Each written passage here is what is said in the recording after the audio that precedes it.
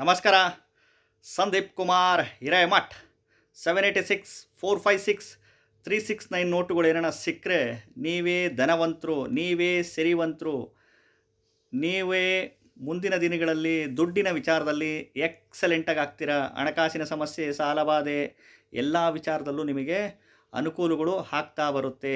ನೋಡಿ, ಸಾಕಷ್ಟು ಜನ ಮಾತಾಡ್ತೀವಿ ನಾವು, ಕಷ್ಟಪಟ್ಟರೆ ಅಲ್ವೇನ್ರಿ ದುಡ್ಡು ಬರೋದು, ಬೆವರು ಸುರಿಸಿ ಕಷ್ಟಪಟ್ಟು ದುಡಿದ್ರೇ ಮಾತ್ರ ದುಡ್ಡು ಬರೋದು, ಸುಮ್ಮನೆ ಕೂತ್ಕೊಂಡ್ರೆ ದುಡ್ಡು ಬರ್ತಾವ ಅಂತ ಸರ್ವೇ ಸಾಮಾನ್ಯವಾಗಿ ವಾಡಿಕೆ ಮಾತುಗಳು ನಾವು ಆಡ್ತಿರ್ತೀವಿ ಅಲ್ವಾ. ಇವತ್ತು ಎಲ್ಲರೂ ಕಷ್ಟಪಡ್ತಿದ್ದಾರೆ.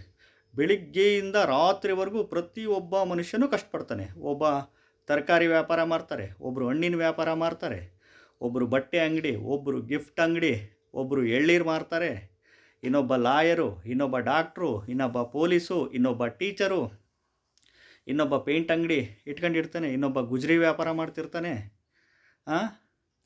ಒಬ್ಬ ಈರುಳ್ಳಿ ವ್ಯಾಪಾರ ಮಾಡ್ತಾನೆ. ವಿಭಿನ್ನ ವಿಭಿನ್ನ ಕ್ಷೇತ್ರಗಳಲ್ಲಿ ಬಿಸ್ನೆಸ್ ಮಾಡ್ತಿರ್ತಾರೆ. ಫ್ಯಾಕ್ಟ್ರಿಗಳಲ್ಲಿ ಕೆಲಸಕ್ಕೆ ಹೋಗ್ತಿರ್ತಾರೆ. ಒಬ್ಬರು ಹೋಟ್ಲ್ ಇಟ್ಕೊಂಡಿರ್ತಾರೆ, ಒಬ್ಬರು ಬೇಕ್ರಿ ನಡೆಸ್ತಿರ್ತಾರೆ, ಒಬ್ಬರು ಪೆಟ್ರೋಲ್ ಬಂಕ್ ಇಟ್ಟಿರ್ತಾರೆ, ಅಗ್ರಿಕಲ್ಚರ್ ವ್ಯವಸಾಯ ಮಾಡ್ತಾರೆ, ಕೃಷಿ ಮಾಡ್ತಾರೆ. ಒಂದಲ್ಲ ಎರಡಲ್ಲ 108 ಕೆಲಸಗಳು ಮನುಷ್ಯ ಮಾಡ್ತಾನೆ. ಪ್ರತಿಯೊಬ್ಬರು ಬೆಳಿಗ್ಗಿಂದ ರಾತ್ರಿವರೆಗೂ ಕಷ್ಟಪಟ್ಟು ದುಡಿಲೇಬೇಕು. ಹೌದು ಅಲ್ವಾ? ದುಡಿದ್ರೆ ಮಾತ್ರ ತಾನೇ ದುಡ್ಡು ಬರೋದು. ಮತ್ತು ಹಂಗಾದ್ರೆ ಯಾಕೆ ಯಾರು ಶ್ರೀಮಂತರಾಗಿಲ್ಲ? ಎಲ್ರಿಗೂ ದುಡ್ಡಿನ ಸಮಸ್ಯೆ ಯಾಕಿದೆ? ಹಣಕಾಸಿನ ಸಮಸ್ಯೆ ಯಾಕಿದೆ? ಸಾಲಬಾಧೆ ಸಮಸ್ಯೆ ಯಾಕಿದೆ?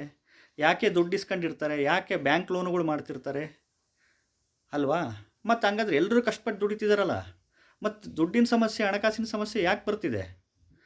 ಅದೇ ಸರ್, ಕಾಸ್ಟ್ ಆಫ್ ಲಿವಿಂಗು ಎಲ್ಲ ಹೆಚ್ಚಾಗಿಬಿಟ್ಟಿದೆಯಲ್ಲ. ಎಲ್ಲ ರೇಟುಗಳು, ತರಕಾರಿ, ದಿನಸಿ, ಪೆಟ್ರೋಲು, ಬಸ್ ರೇಟು ಎಲ್ಲ, ಗ್ಯಾಸು ಸಿಲಿಂಡರ್ ರೇಟ್ ಜಾಸ್ತಿ ಅಲ್ಲ, ಅದಕ್ಕೆ ಮನೆ ಬಾಡಿಗೆಗಳೆಲ್ಲ ಜಾಸ್ತಿ ಅಲ್ಲ ಅಂತ. ಮತ್ತು ಎಲ್ಲರೂ ಕಷ್ಟಪಟ್ಟು ದುಡಿತಿದ್ದೀವಲ್ಲ ನಾವು, ಮತ್ತು ಯಾಕೆ ದುಡ್ಡು ಸಾಲ್ತಿಲ್ಲ? ಸಾಲಬಾಧೆಗಳು ಯಾಕೆ ಮಾಡ್ಕೊಂತಿದ್ದೀವಿ? ಮಕ್ಕಳ ಎಜುಕೇಷನ್ಸಿಗೆ ದುಡ್ಡು ಒಂದ್ಸಕ್ಕೆ ಒದ್ದಾಡ್ತಿದ್ದೀವಿ. ಮಕ್ಕಳು ಮದುವೆ ಮಾಡೋಕ್ಕೆ ಒದ್ದಾಡ್ತಿದ್ದೀವಿ. ಒಂದು ಸೈಟ್ ತಗೊಂಡು ಮನೆ ಕಟ್ಟಕ್ಕೆ ಒದ್ದಾಡ್ತಿದ್ದೀವಿ. ಕಾರ್ ಲೋನ್ ತೀರ್ಸಕ್ಕೆ ಒದ್ದಾಡ್ತಿದ್ದೀವಿ ಅಲ್ವಾ? ಯಾಕೆ? ಎಲ್ಲರೂ ಕಷ್ಟಪಡ್ತಿದ್ದಾರೆ, ಮತ್ತು ಶ್ರೀಮಂತರಾಗಬೇಕಲ್ಲ ಎಲ್ಲರೂ. ಯಾಕೊಬ್ಬರು ಶ್ರೀಮಂತರಾಗಿದ್ದಾರೆ, ಒಬ್ಬರು ಮಧ್ಯಮ ವರ್ಗದಲ್ಲಿದ್ದಾರೆ, ಒಬ್ಬರು ಕೆಳವರ್ಗದವರಲ್ಲಿದ್ದಾರೆ. High class, medium, low class. ಯಾಕೆ ಈ ಥರ ಇರ್ತಾರೆ? ಮತ್ತು ಎಲ್ಲರೂ ಶ್ರೀಮಂತರಾಗಬೇಕಲ್ಲ ಹಂಗಾದರೆ ಅಲ್ವಾ? ಅದಕ್ಕೆ ಅದೃಷ್ಟ ಅನ್ನೋದೊಂದು ಸರಿ ಇರಬೇಕು. ಲಕ್ ಫ್ಯಾಕ್ಟ್ರ್ ಅಂತೀವಿ, ಹಣೆ ಬಾರ ಸರಿ ಇರಬೇಕು.